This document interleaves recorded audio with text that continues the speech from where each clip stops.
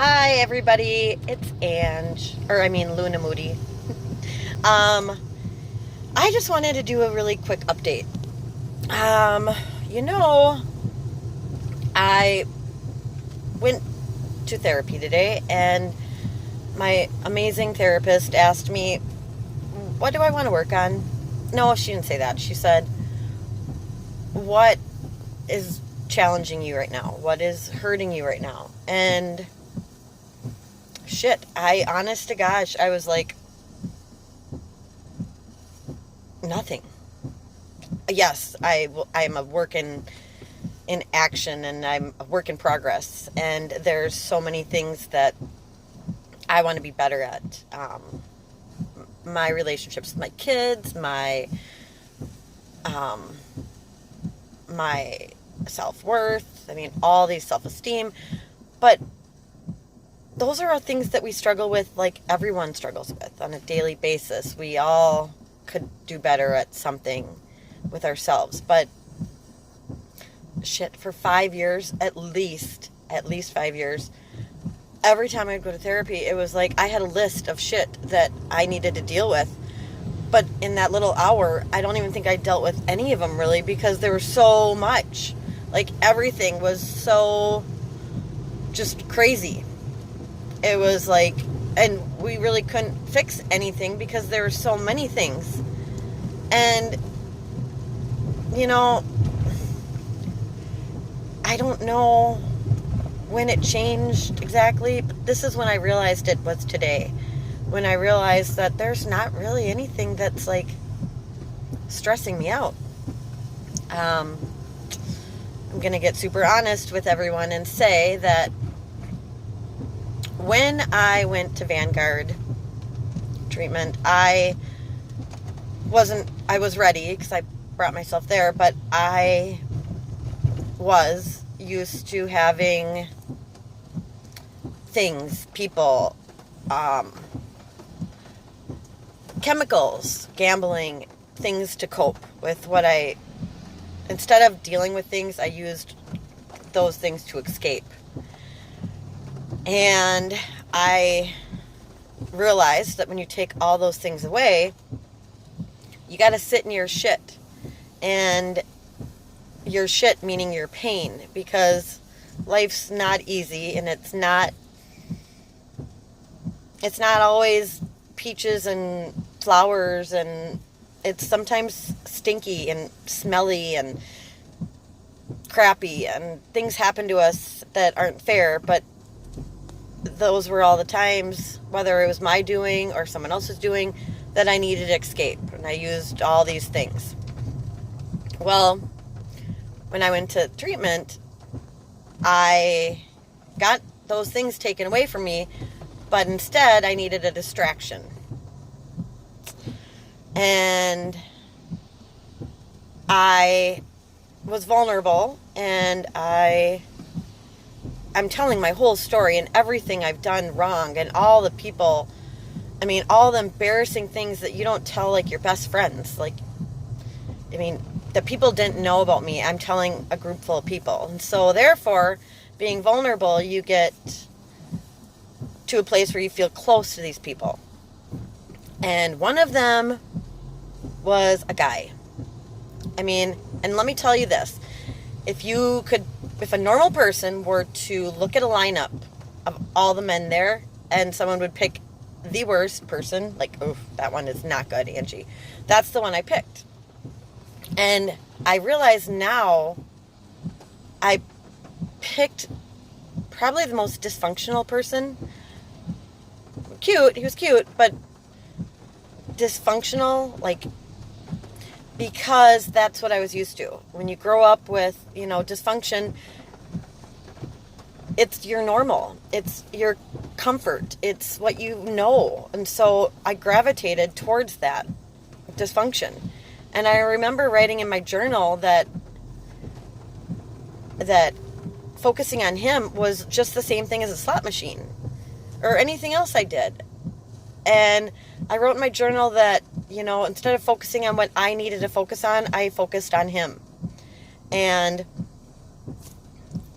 I'm embarrassed I'm even telling you this, but I'm just going to be real. So then he decides to leave early with a girl.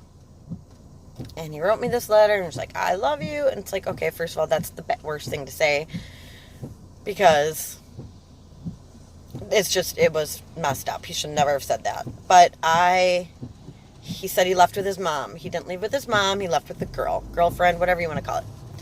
So I get out and I get out of treatment, and I talked to him like twice when he left. And he, convinced me. And in my mind where I was at, I was like, oh, believing all the bullshit. That's really what I did.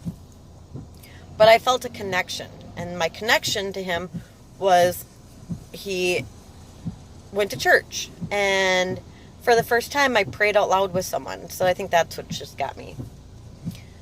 But when I got out of treatment, I was so excited to call him. And I called him, and he was in jail. So what do? So I go visit him at jail. Actually, I visited him at 2 jails. And I wrote letters. And you know what? He said all the things that I wanted to hear.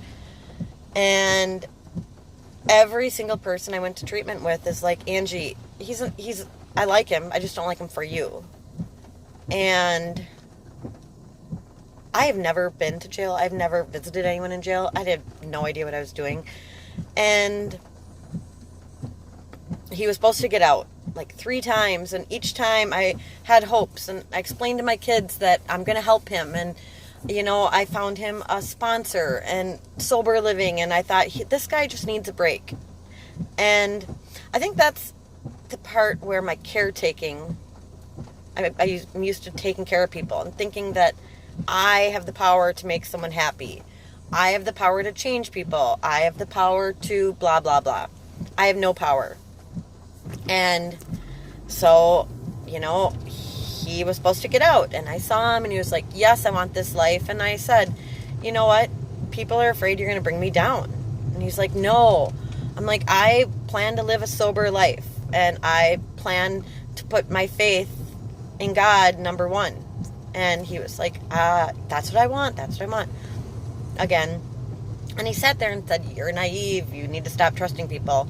And I never once thought he was talking about himself.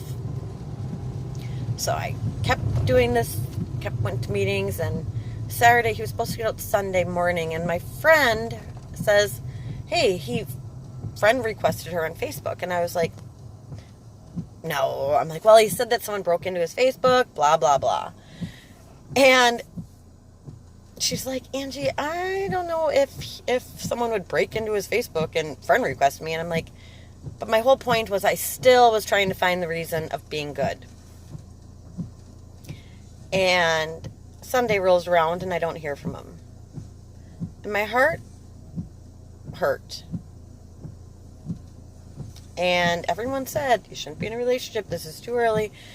And I wanted to say, I know, but I was just like, I can't help these feelings. I have not had feelings like this in so long that I felt connection. And come to find out, so after that happened, I went to church. And I'm like, okay, God, I just want your will, whatever yours meant to be for me, please be.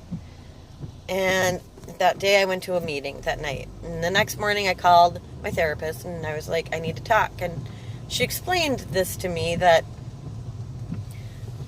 my mind is still picking these people that it's used to, that it's comfortable with, that not necessarily craziness, but whatever.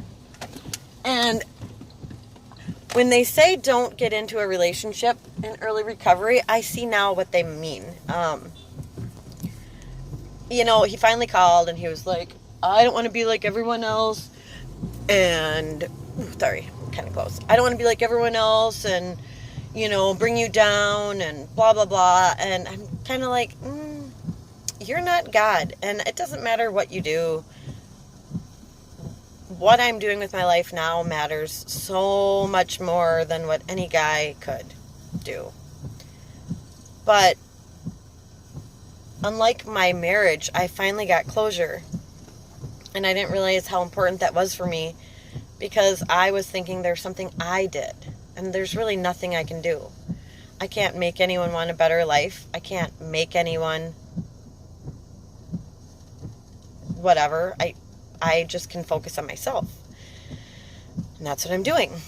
And so the best part about this was God put him in my life so I could realize that, gosh, you know what? I can get through this. And second of all, it made me realize I don't want a relationship that I'm not ready for that right now. I am not ready. Jeez, what the hell? I'm not ready to be that vulnerable with anyone because I'm still figuring out my own shit. And I look at that as a blessing. You know, they say blessings are disguised or whatever. There's a reason for everything. There's a reason for him to come in my life. And that was to teach me that I am so much damn stronger than I ever could have imagined. Like, ever. And every day, I'm thankful to God for giving me a second chance at this life. And, you know, I used to need, like, I don't know. I mean, I used to feel like I wanted to be wanted. I always wanted to have someone in the background, just someone that wanted me, and that was my worth. And I thought to myself, holy shit, life has changed. I have zero desire to fall in love except with myself. I have zero desire. I don't need someone to say I'm pretty to feel pretty. I don't need someone to say you're wanted to feel wanted. And all that effort I put into men and relationships, I'm now putting into God. And the feeling is just, I feel sometimes like someone took me from this shitty ass life of self-pity and no self-worth and no self-esteem and just like this like broken winged little bird who was trying to flap everywhere, the wrong places, to this like beautiful freaking swan. I feel like a swan. I don't know. Maybe not swan. Maybe like a flamingo. A flamingo's kind of pretty. A flamingo's like bright and silly and yeah. Flamingo. And I gotta say, it's 65 days today and I haven't done anything I shouldn't be doing. And I don't know, but it works. It works. I mean, I'd like to say that it was Vanguard, and I'd like to say that it's outpatient treatment, and I'd like to say it's my friends, but really, I think it's God. And, you know, you don't have to believe in God to know that there is a God. Like, I don't know. A big thing I've done is I used to just pray at nighttime, going to bed with the kids, or at dinner with the kids, or when life was really, really shitty and I thought I wanted to die. Those were the times I reached out to God. Now, I am so thankful. I'm praying when I have my son in my car and he's like, Mom, you've got your eyes open. I'm like, yeah, you don't have to close your eyes. And I'm like, thank you, God, for giving me these 2 legs. Thank you for giving me this silly yellow car. Thank you, thank you, thank you. I could go on and on. Thank you for my lungs that breathe. Thank you for my dad that's taking care of my finances. Thank you to people laughing at my eyelashes on my car. Thank you to everyone that I love for giving them health. And that's the way I'm living right now. And that's what's keeping me good is when I think about, oh, this kind of sucks.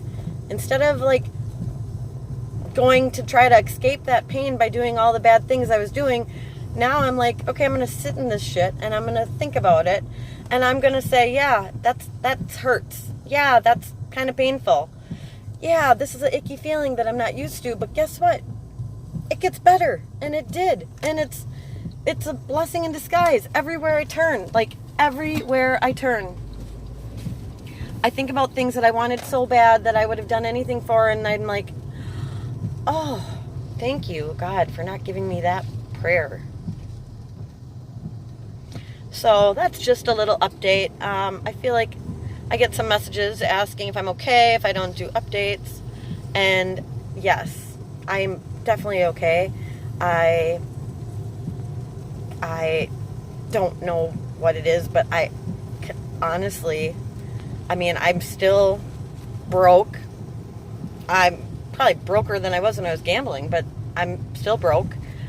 I am still single, but I'm happier than I've ever been.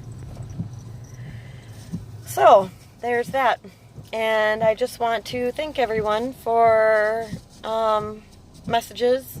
Feel free to subscribe. Feel free to like. Or if you don't like it, you can dislike it. So be it, whatever. But most of all, I just want to update and say that, for those, especially those that are struggling with gambling right now, or, all the other addictions out there, that it sucks. It's hard. It's things are going to come up that you're like, oh, whether you put yourself there or someone else does something to you, things are going to come up that really suck. But I'm here to say that you can get through them and you can smile. And, someday you're going to look back and say, thank you. And if you don't believe in God, then make this about God of your understanding. Maybe you believe in Buddha. Maybe you believe in... I believe a little bit in each thing. But my whole point is, I'm a big believer in God. Can you hear that? I'm getting messages coming on while I'm doing this. So, anyways, I hope everyone has a fantastic Thursday. It is June 20th. And lots of love. Prayers to everyone.